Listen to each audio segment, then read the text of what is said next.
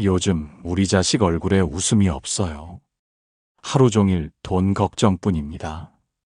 어느 어머님이 절에 오셔서 하신 말씀입니다. 그 말씀을 듣는 순간 제 가슴도 먹먹해졌습니다. 왜냐하면 요즘 이런 걱정을 품고 사시는 부모님들이 너무나 많기 때문입니다. 자식이 힘들어하는 모습을 보는 부모의 마음은 어떻습니까?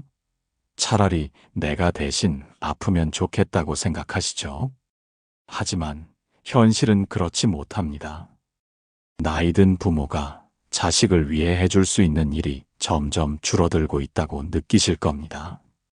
내가 돈이 많았다면, 내가 좋은 집이라도 물려줄 수 있었다면, 내가 더 젊었다면, 이런 생각들이 꼬리에 꼬리를 물고 이어집니다. 그런데 여기서 중요한 게 있습니다. 과연 돈이 전부일까요? 물질적인 도움만이 자식을 위한 길일까요?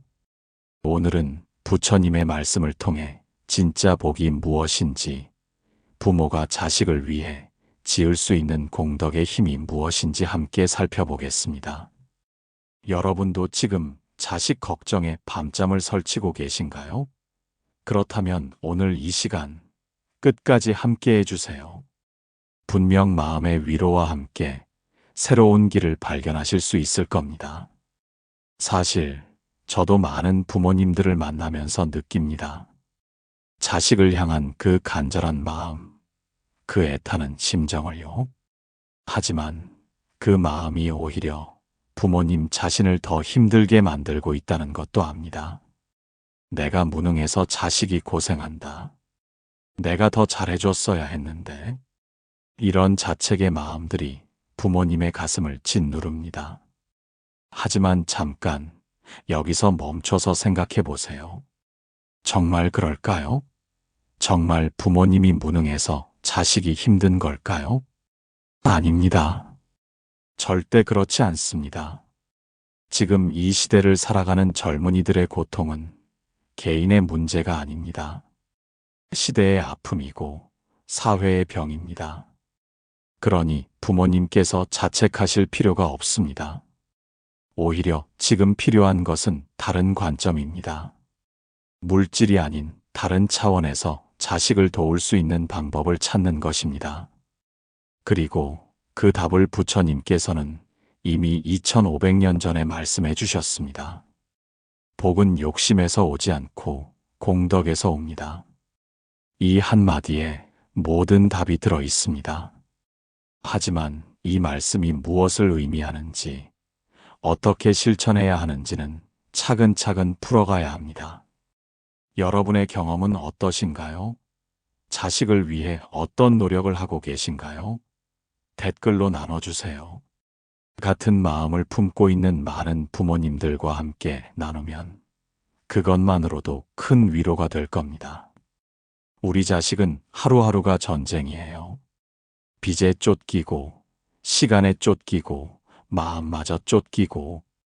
얼마 전 한 어머님께서 저를 찾아오셔서 눈물을 흘리며 하신 말씀입니다. 그 어머님의 자식은 35살. 결혼도 했고, 아이도 둘이나 있습니다. 겉으로 보면 평범한 가정이지만, 속사정은 달랐습니다.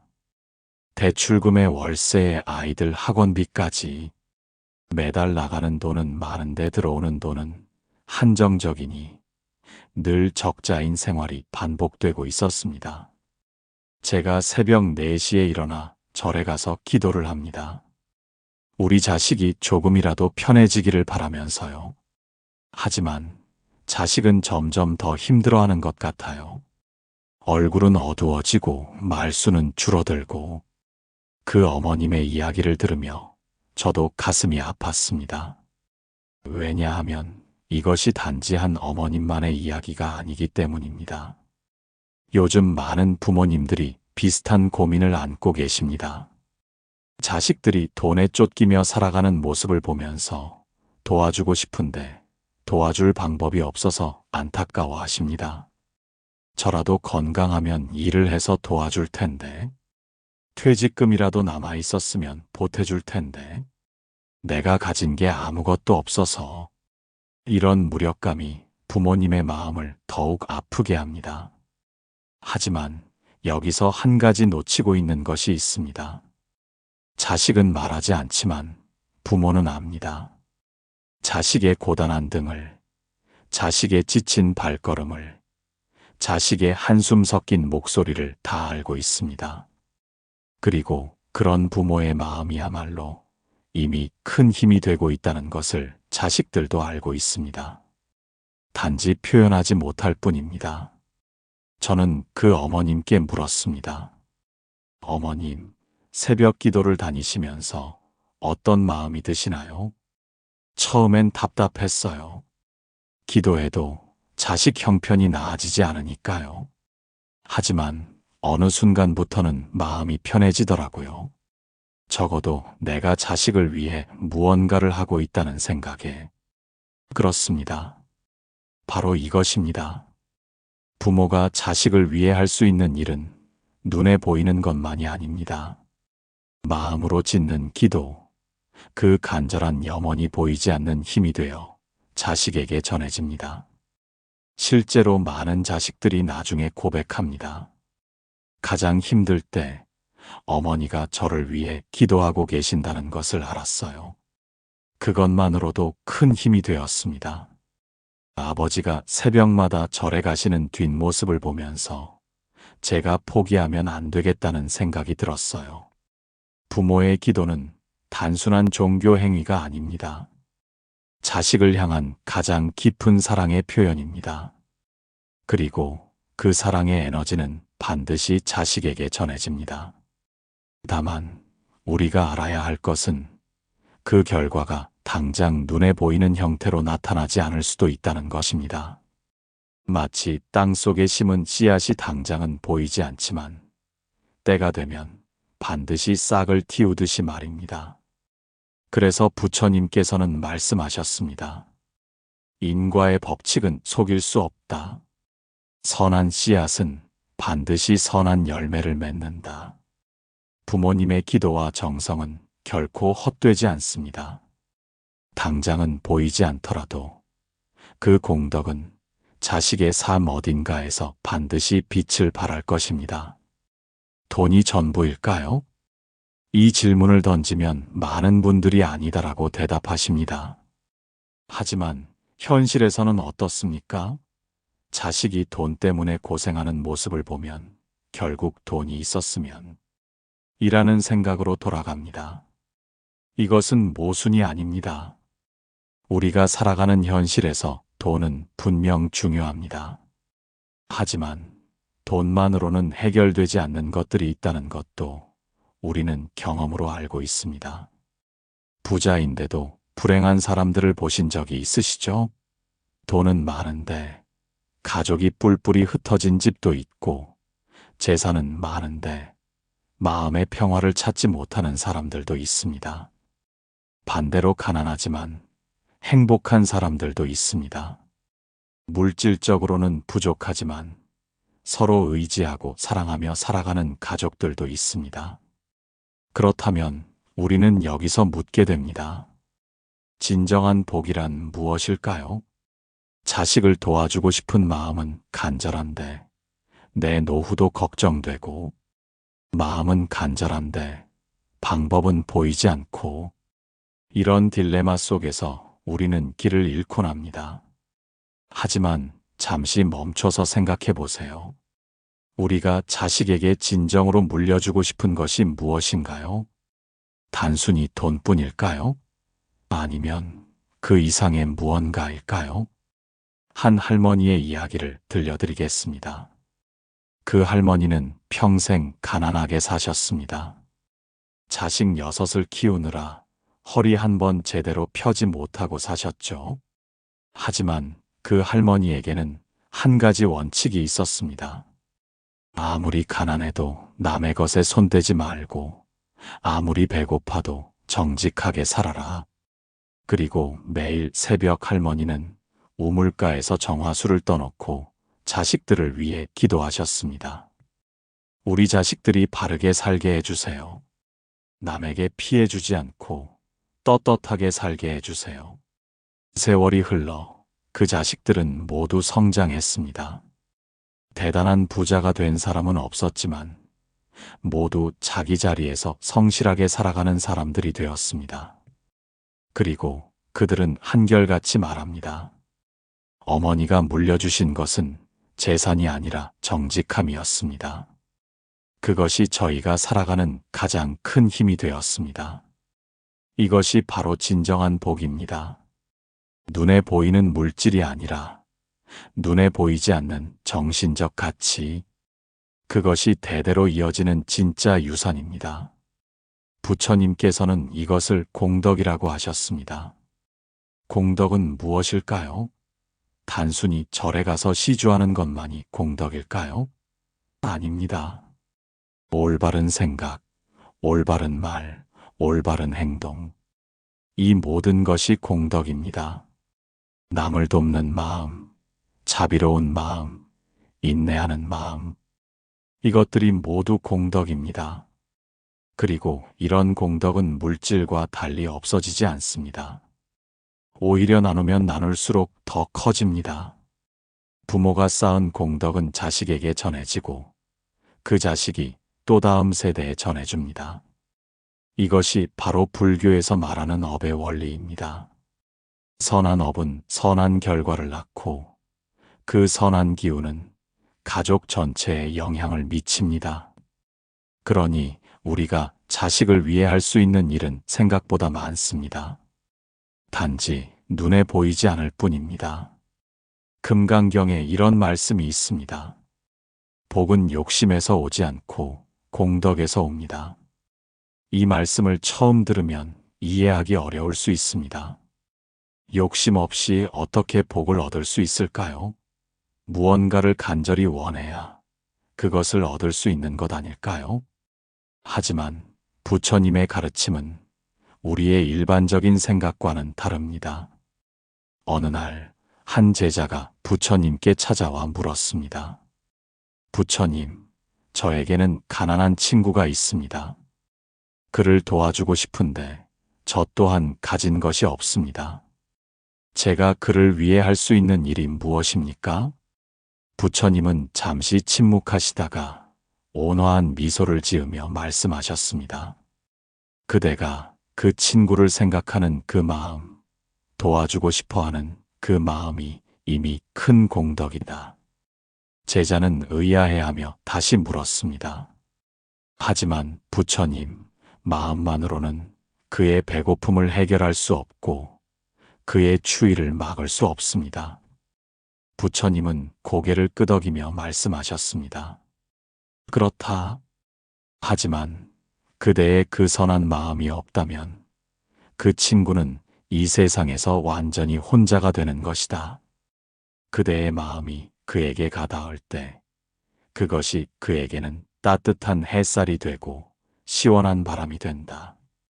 그리고 부처님은 이어서 말씀하셨습니다. 그대가 할 수 있는 일을 하라.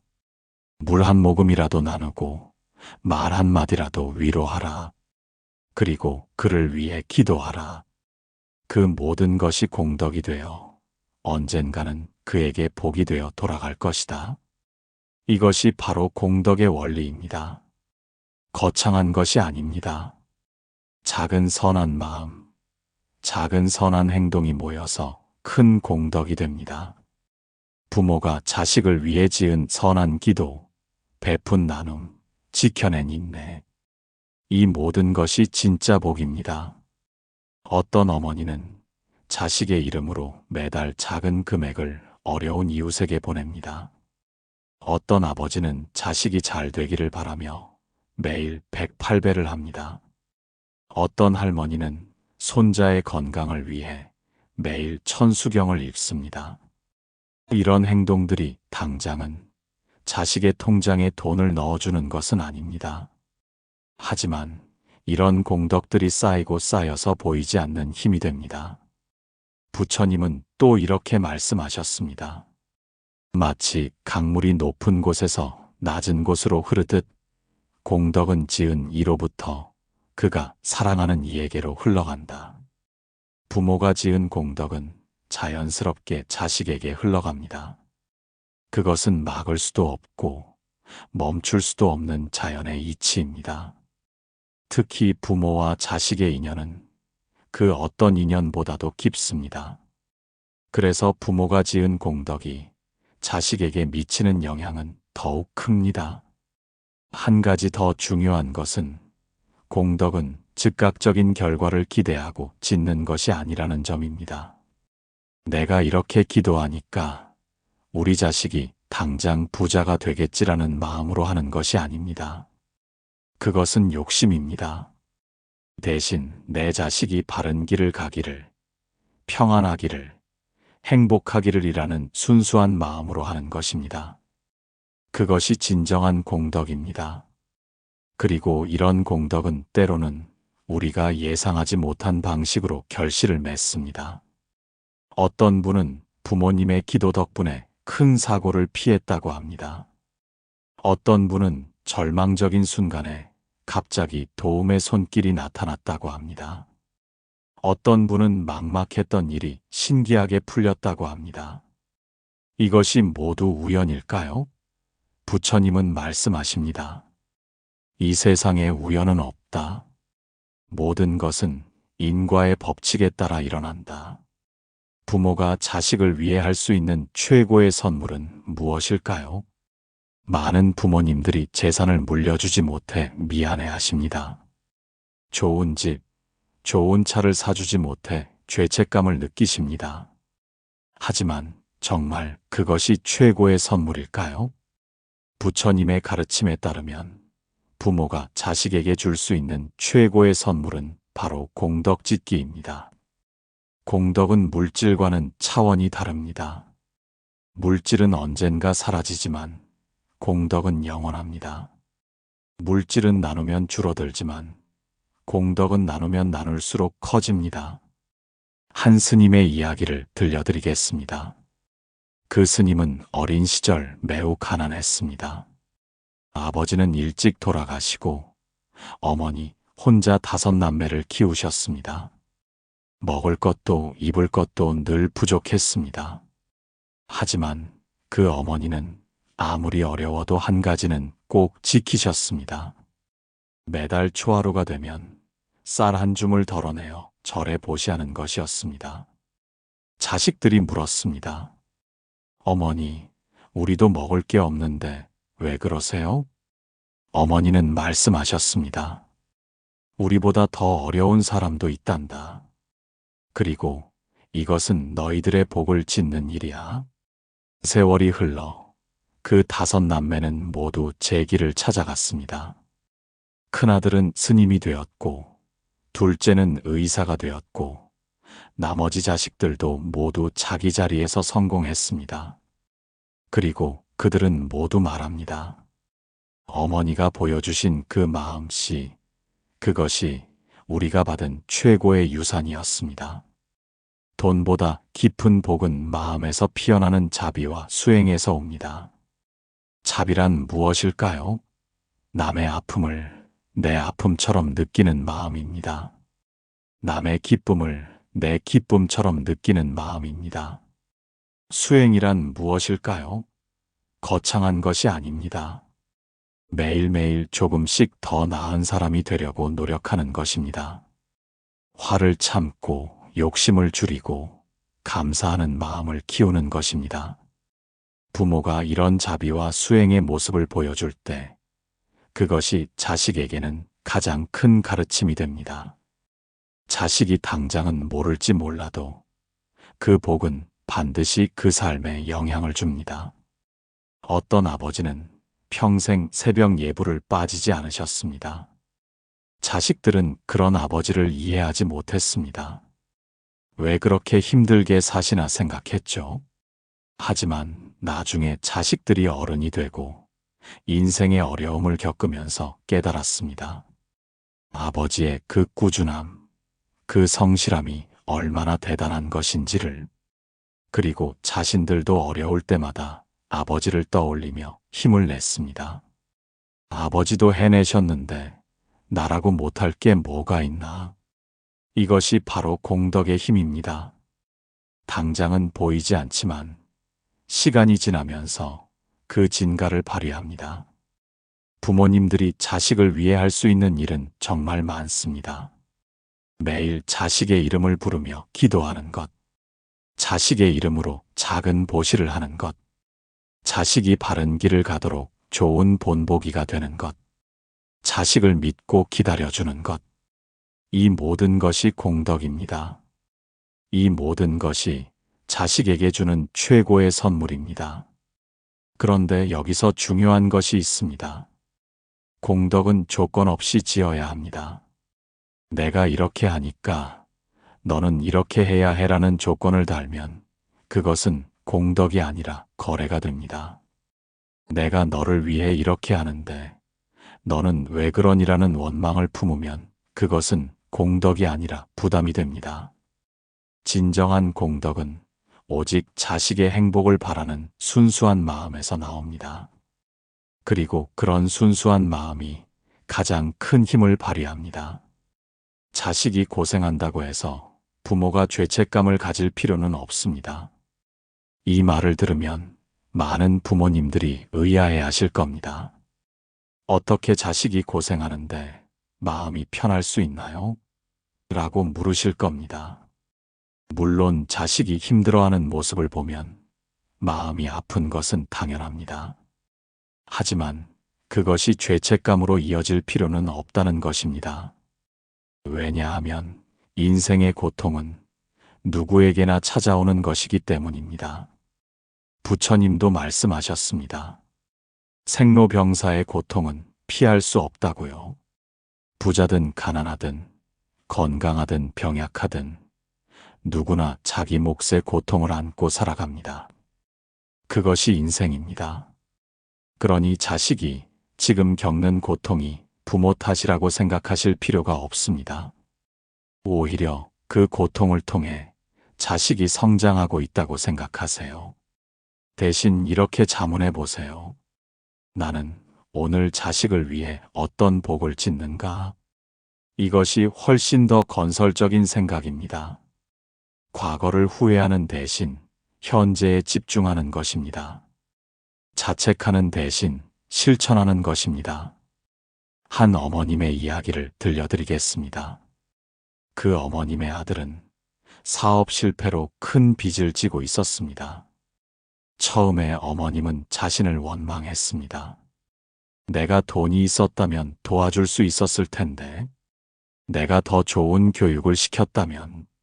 하지만 어느 날 절에서 스님의 법문을 듣고 생각이 바뀌었습니다. 과거는 이미 지나갔습니다. 중요한 것은 지금부터 무엇을 할 것인가입니다. 그날부터 어머님은 매일 새벽 108배를 시작했습니다. 아들의 이름을 부르며 한 배 한 배 절을 했습니다. 그리고 동네 어려운 이웃들에게 작은 도움을 베풀기 시작했습니다. 우리 아들이 직접 못하니 내가 대신 하는 거예요. 우리 아들 이름으로요. 신기한 일이 일어났습니다. 어머님의 마음이 편안해지기 시작했습니다. 죄책감과 걱정 대신 희망과 평화가 찾아왔습니다. 그리고 더 놀라운 것은 아들도 조금씩 변하기 시작했다는 것입니다. 절망에 빠져 있던 아들이 다시 일어서기 시작했습니다. 새로운 일자리를 찾고 조금씩 빚을 갚아나가기 시작했습니다. 어머님은 말씀하십니다. 제 기도가 아들에게 힘이 된 것 같아요. 아니, 어쩌면 제가 먼저 변하니까 아들도 변한 것인지도 모르죠. 이것이 바로 공덕의 신비입니다. 부모가 변하면 자식도 변합니다. 부모가 평안해지면 자식도 평안해집니다. 공양 하나, 절 하나, 참선한 호흡도 자식의 삶에 평온을 심어줍니다.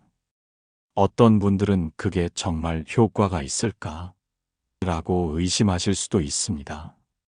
하지만 한번 생각해 보세요. 아침에 일어나서 자식 걱정에 한숨만 쉬는 부모와 자식을 위해 기도하고 복을 짓는 부모 중 어느 쪽이 자식에게 더 좋은 영향을 줄까요? 답은 명확합니다. 긍정적이고 적극적인 부모의 에너지가 자식에게도 전달됩니다. 자식은 물질이 아닌 부모의 마음의 그릇에서 진짜 도움을 받습니다. 부모의 마음이 불안하고 초조하면 그 불안과 초조가 자식에게도 전달됩니다. 반대로 부모의 마음이 평안하고 든든하면 그 평안과 든든함이 자식에게도 전달됩니다. 그래서 부모가 먼저 마음을 다스리는 것이 중요합니다. 자식을 위한다는 명목으로 자신을 괴롭히지 마세요. 자식을 위한다면 먼저 자신이 행복해지세요. 행복한 부모 밑에서 자란 자식이 행복합니다. 평안한 부모를 둔 자식이 평안합니다. 이것은 단순한 심리학이 아닙니다. 부처님께서 말씀하신 연기법의 이치입니다. 모든 것은 서로 연결되어 있고 서로 영향을 주고받습니다. 특히 부모와 자식처럼 가까운 사이일수록 그 영향은 더욱 큽니다. 그러니 오늘부터는 이렇게 생각해 보세요. 내가 할 수 있는 최선은 무엇인가? 내가 지금 여기서 할 수 있는 일은 무엇인가? 그리고 그것을 실천하세요. 작은 것이라도 좋습니다. 자식의 사진을 보며 미소 짓는 것도 좋습니다. 자식의 이름을 부르며 사랑한다. 잘 될 거야 라고 말하는 것도 좋습니다.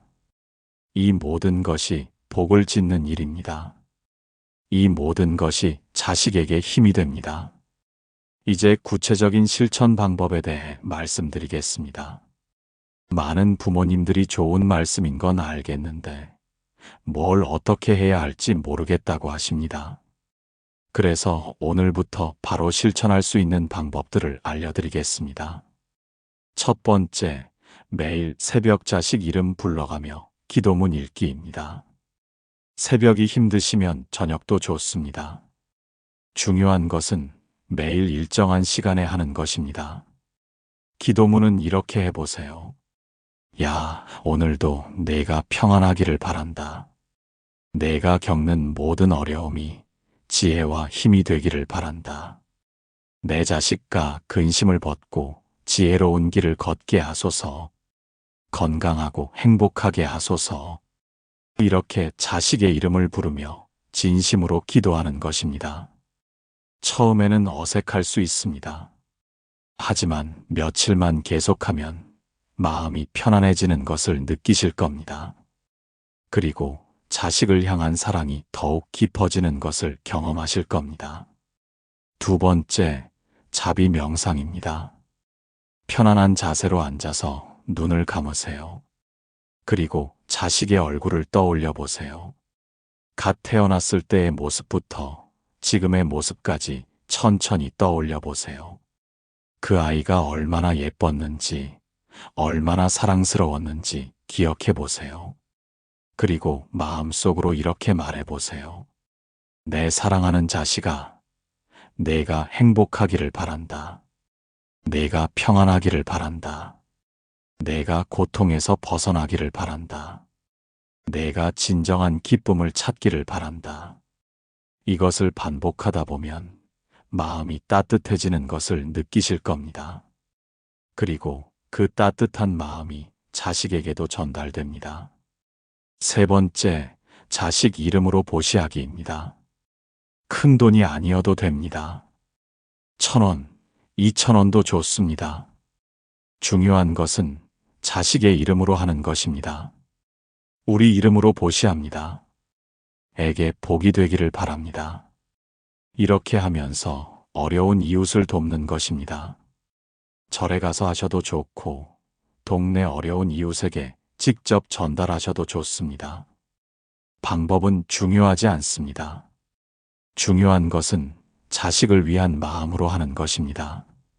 네 번째, 선행 일기 쓰기입니다. 매일 저녁, 오늘 내가 자식을 위해 무엇을 했는지 적어보세요. 오늘을 위해 108배를 했다. 오늘 이름으로 떡을 나눴다. 오늘가 잘 되기를 바라며 관세음 보살님께 기도했다.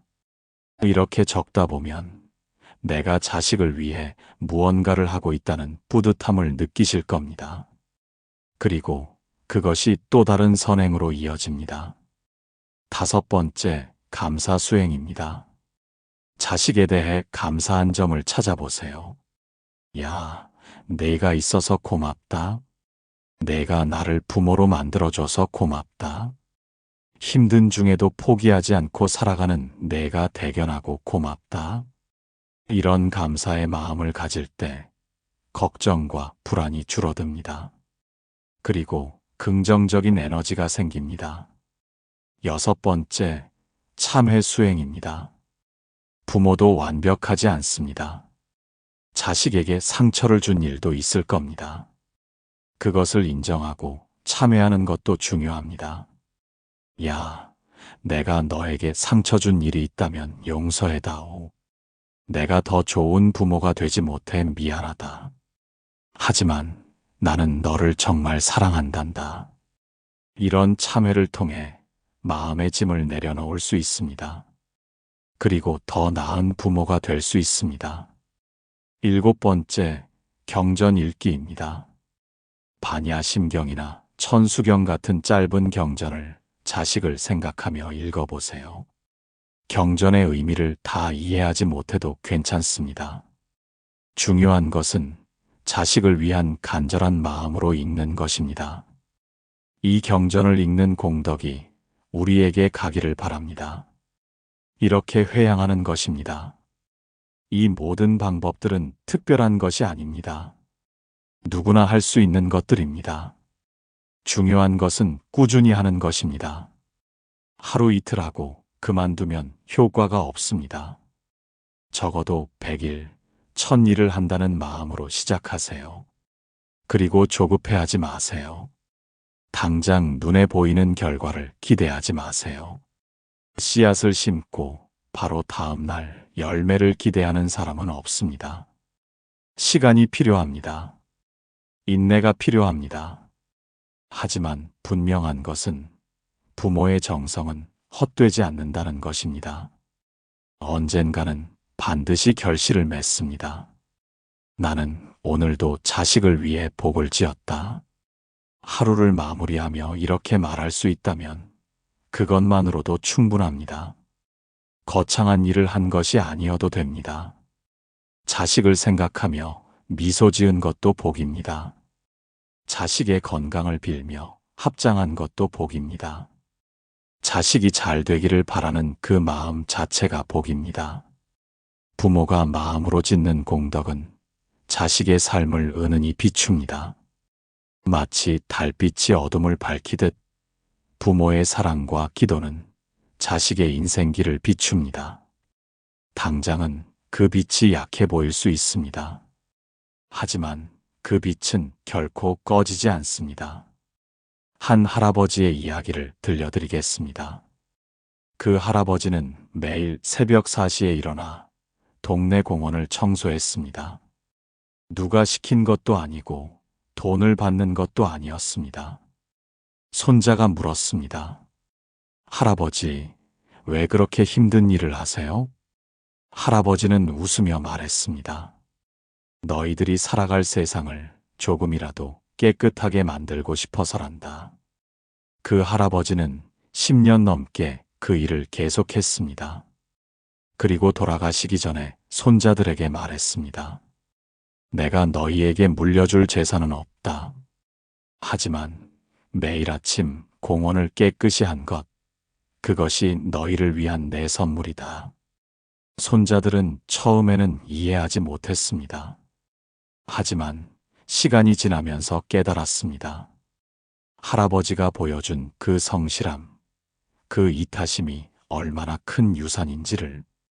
지금도 그 손자들은 각자의 자리에서 할아버지처럼 살려고 노력합니다. 그리고 자식들에게도 그 정신을 전하고 있습니다. 이것이 바로 공덕의 대물림입니다. 물질은 한 세대에 끝날 수 있지만 정신은 대대로 이어집니다. 고된 현실 속에서도 부모의 기도는 자식에게 보이지 않는 우산이 됩니다. 비가 올 때 우산이 있으면 덜 젖습니다. 마찬가지로 인생의 비바람이 불 때 부모의 기도와 공덕은 자식을 보호하는 우산이 됩니다. 완벽한 보호는 아닐 수 있습니다. 조금은 젖을 수도 있습니다. 하지만 우산이 있는 것과 없는 것은 큰 차이가 있습니다. 그리고 언젠가 자식도 깨닫게 될 것입니다. 자신이 그동안 부모의 사랑이라는 우산 아래 있었다는 것을. 어머니가 날 위해 기도하셨구나. 아버지가 날 위해 복을 지으셨구나. 이것을 깨닫는 순간 자식의 마음에도 감사와 효도의 마음이 생깁니다. 그리고 그것이 또 다른 선순환을 만들어냅니다. 부모님들, 오늘도 수고 많으셨습니다. 자식 걱정에 잠 못 들던 밤들, 자식 생각에 눈물 흘리던 날들, 그 모든 것이 헛되지 않았습니다. 그 모든 것이 사랑이었고, 그 모든 것이 공덕이었습니다. 비록 당장은 힘들고 막막해 보여도 포기하지 마세요. 실망하지 마세요. 부모의 사랑은 그 어떤 것보다도 강합니다. 그리고 그 사랑이 만들어내는 기적은 생각보다 가까이 있습니다. 오늘도 자식을 위해 기도하셨나요? 그렇다면 이미 복을 지으신 겁니다. 오늘도 자식을 생각하며 좋은 일을 하셨나요? 그렇다면 이미 공덕을 쌓으신 겁니다. 작은 것이라도 괜찮습니다. 티끌 모아 태산이듯 작은 공덕이 모여 큰 복이 됩니다. 그러니 내일도 모레도 계속하세요. 포기하지 말고 좌절하지 말고 꾸준히 하세요. 그것이 부모가 자식에게 줄 수 있는 최고의 선물입니다. 우리가 지금 이 생에서 부모와 자식으로 만난 것은 깊은 인연의 결과입니다. 불교에서는 이것을 우연이라고 하지 않습니다. 전생부터 이어진 깊은 인연이 있어서 이번 생에 가족이 된 것입니다. 부모운 중경에는 이런 말씀이 있습니다. 백생을 함께 해야 한 배를 탈 수 있고 천생을 함께 해야 한 지붕 아래 살 수 있다. 그렇다면 부모와 자식이 되려면 얼마나 깊은 인연이 필요할까요? 상상할 수 없을 만큼 깊은 인연입니다. 이런 인연을 숙세 인연이라고 합니다. 전생부터 맺어진 인연이라는 뜻입니다. 그래서 부모와 자식의 만남은 특별합니다. 단순히 혈연으로 연결된 것이 아니라 영혼으로 연결된 것입니다. 업은 쌓는 만큼 흘러가고 복은 짓는 만큼 되돌아옵니다. 이것이 인과 법칙입니다. 콩 심은 데 콩 나고 팥 심은 데 팥 난다는 말과 같습니다. 부모가 선한 업을 쌓으면 그것은 반드시 자식에게도 영향을 미칩니다. 왜냐하면 부모와 자식은 업으로도 연결되어 있기 때문입니다. 이것을 공업이라고 합니다. 함께 짓는 업이라는 뜻입니다. 가족은 공업 공동체입니다. 한 사람이 지은 업이 가족 전체에 영향을 미칩니다. 특히 부모가 지은 업은 자식에게 큰 영향을 미칩니다. 그래서 부모가 복을 지으면 자식도 그 복을 받습니다. 부모가 덕을 쌓으면 자식도 그 덕을 입습니다. 물론 자식도 자기 업을 가지고 있습니다. 부모가 아무리 복을 지어도 자식이 악업을 짓는다면 그 복이 상쇄될 수 있습니다. 하지만 부모의 선한 업은 자식이 악업을 짓지 않도록 보호하는 힘이 됩니다. 마치 백신이 병을 예방하듯이요. 물질은 무상화돼 공덕은 윤회 속에서도 자식의 삶에 영향을 줍니다. 무상이란 무엇일까요? 모든 것은 변한다는 뜻입니다. 아무리 많은 재산도 언젠가는 없어집니다. 아무리 튼튼한 집도 언젠가는 무너집니다. 이것이 무상의 법칙입니다. 하지만 공덕은 다릅니다. 공덕은 물질이 아니기 때문에 없어지지 않습니다. 이번 생에서 다 쓰지 못한 공덕은 다음 생으로 이어집니다. 그래서 공덕을 불멸의 재산이라고 합니다. 부모가 자식을 위해 지은 공덕도 마찬가지입니다. 그 공덕은 이번 생뿐만 아니라 다음 생에도 자식을 돕습니다. 어떤 분들은 윤회를 어떻게 믿을 수 있나요? 라고 물으실 수 있습니다. 윤회를 믿고 안 믿고는 개인의 자유입니다. 하지만 한 가지 분명한 것은 우리의 행동이 영향을 미친다는 것입니다. 오늘 내가 한 선한 행동이 내일의 나에게 영향을 미칩니다. 그리고 나를 통해 가족에게도 영향을 미칩니다. 이것은 눈에 보이지 않지만 분명히 존재하는 법칙입니다. 한 스님의 일화를 들려드리겠습니다. 그 스님은 어린 시절 고아였습니다. 부모도 없고 갈 곳도 없어서 절에서 자랐습니다. 하지만 이상하게도 그 스님은 늘 운이 좋았습니다. 어려울 때마다 도움의 손길이 나타났고 공부도 잘 되어서 큰 스님이 되었습니다. 나중에 신통력이 있는 큰 스님을 만나 여쭤봤습니다. 저는 왜 이렇게 복이 많은가요? 큰 스님이 말씀하셨습니다. 전생에 네 어머니가 너를 위해 평생 기도하고 선행을 했다. 비록 이번 생에는 함께하지 못했지만 그 공덕이 너를 지켜주고 있는 것이다. 이것이 진실인지 아닌지는 아무도 모릅니다.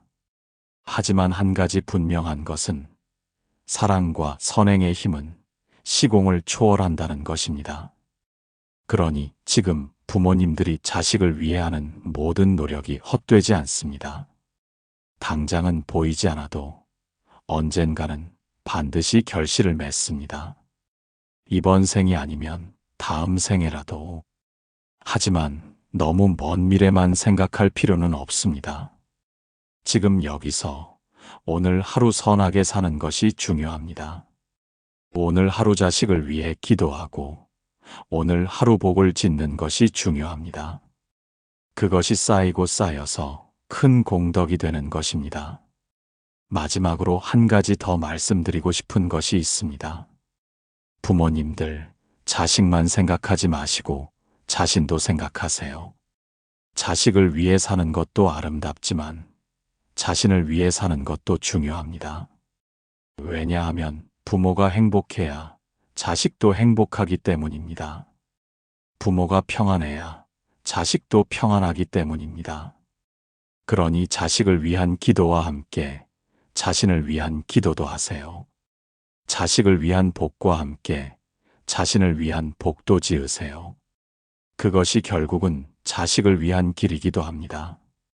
우리가 오늘 함께 나눈 이야기의 핵심은 무엇일까요?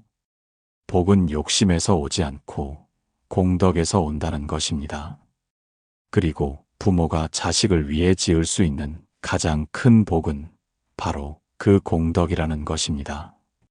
돈이 없어서 미안해하지 마세요. 재산이 없어서 죄책감 갖지 마세요. 부모님이 가진 가장 큰 재산은 자식을 향한 사랑입니다. 그리고 그 사랑으로 짓는 모든 선행이 자식에게는 최고의 선물입니다. 오늘부터라도 시작해 보세요. 작은 것부터, 할 수 있는 것부터, 자식의 이름을 부르며 기도하는 것부터, 그것이 쌓이고 쌓여서 큰 복이 될 것입니다. 그리고 그 복은 반드시 자식에게 돌아갈 것입니다. 오늘 이 긴 이야기를 끝까지 들어주신 모든 부모님들께 감사드립니다. 여러분은 이미 충분히 훌륭한 부모입니다.